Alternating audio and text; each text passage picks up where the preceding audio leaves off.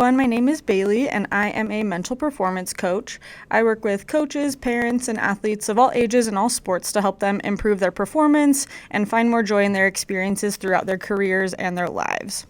Today I'm going to talk to you about practicing resilience and how it can improve performance in sport but also in your everyday life. First, we're going to define resilience and the behaviors that are involved in practicing resiliency.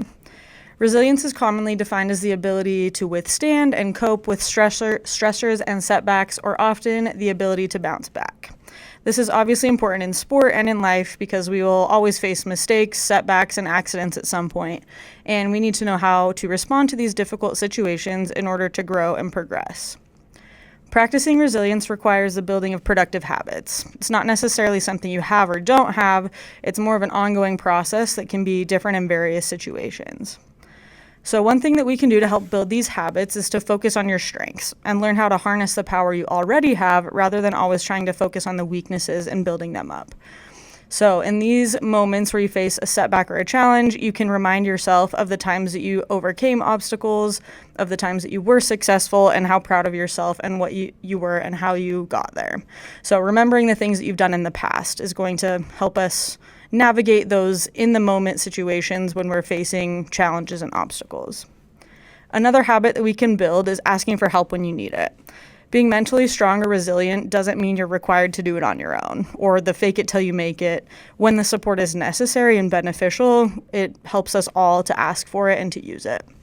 You aren't meant to do it on your own, and that's why we have coaches and we have trainers and systems in place for growth and development and support. If you can't ask someone for help in the moment, we can try to think about how people in our lives have supported us in the past and what kind of help you would like to have in that moment. So maybe it's thinking back to when a coach said something that really helped you, or when your teammates were cheering you on. Maybe you can't ask for help, but we can remember the last time that we received that help and that support. A third habit is to focus on goals, what you're trying to achieve and why you're trying to achieve them. We can think about what is important to us. What do we value and why? When things seem like they aren't going your way or that they're too hard, refocusing on what you're trying to do helps you shift your energy onto what you can control and keeps you moving forward. So all of these habits and behaviors can be developed in training sessions and practices as well as during games and competitions. So the next time you're at practice and there's a drill or an exercise that requires you to bounce back from a loss or a challenge of some kind, remember that this is the place where we build these resiliency behaviors. We need these challenges in practice so that we know how to use them when we get to competition. If you develop these habits in practice, they become a lot more automatic and they just kind of come to us in the moment during competition. It'll be a lot easier to bounce back under pressure when you've already practiced these things. And remember that you always have a choice in how you respond. It's always up to you whether you use these habits and skills, but the more that you use them, the easier it will be when it counts.